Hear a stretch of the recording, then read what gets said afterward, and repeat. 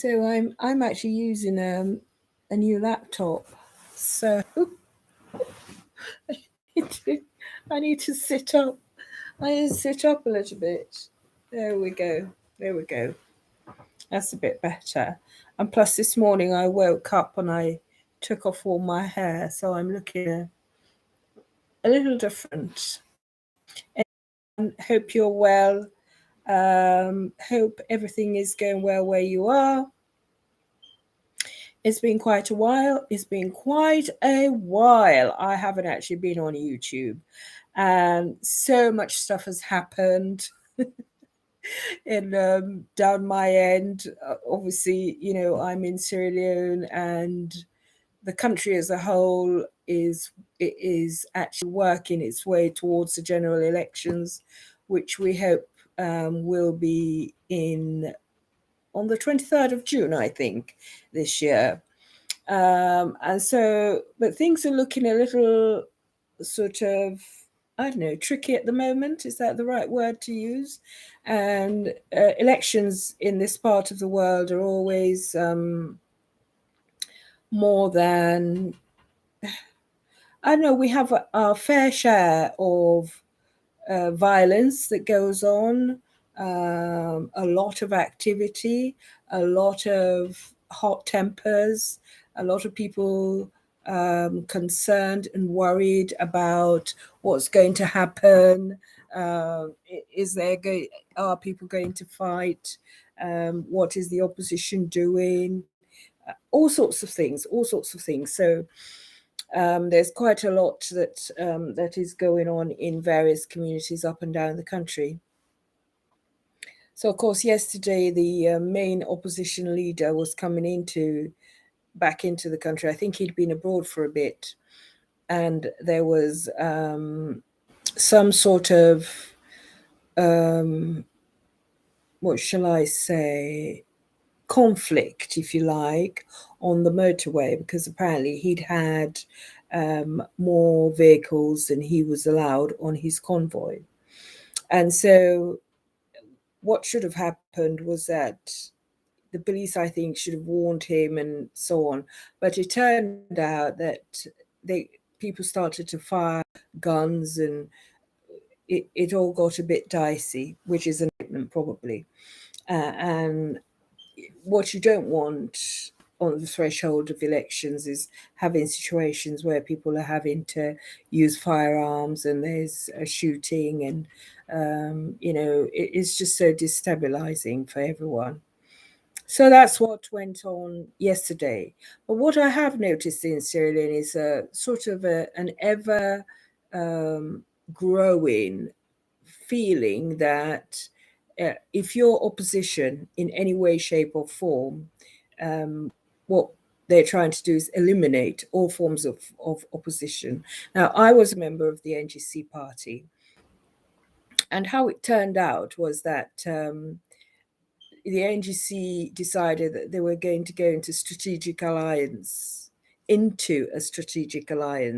with the government. Now, we all know what that means. It means basically they're just going to capitulate, if you like, and give everything up to the ruling party, who is in government at the moment.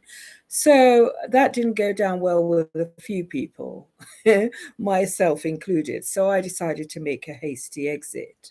Apart from anything, I sort of felt that everything was a bit farcical in there. There was nothing,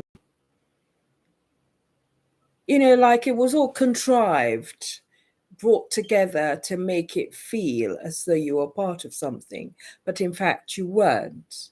And there were a few signs that I'd seen to confirm what I was thinking in my head. And one of those was that there was not an election for a flag bearer. In fact, there still isn't. And so, it just all went on, and I could see um, that the ongoing path for the NGC wasn't going to be anything that was fruitful. It really wasn't.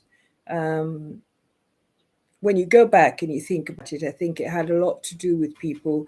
People are always anxious to get their hands on jobs that they want. They're always anxious to be part of something.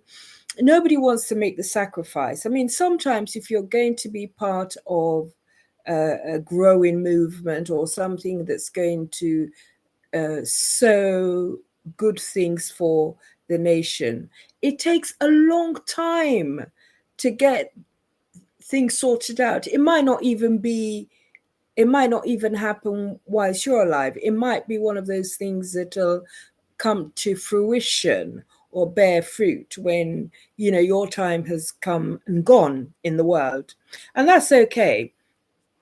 The main thing is actually being part of its start, if you like, and let other people pick things up and run with it and be able to make a difference somehow. But because we're also, all of us, I'm not even excluding myself out of this because, you know, I feel like as though I've got to be part of the solution. Because we're also focused on making sure that things work out just for us and our situations and our families and our careers and our goals and that sort of thing. Literally nobody thinks country first.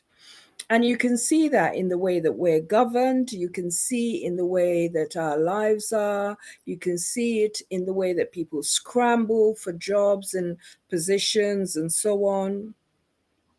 You can see it in the way that a whole political party, the NGC, you can see it in the way that they capitulated and handed things over, literally have handed things over to the government.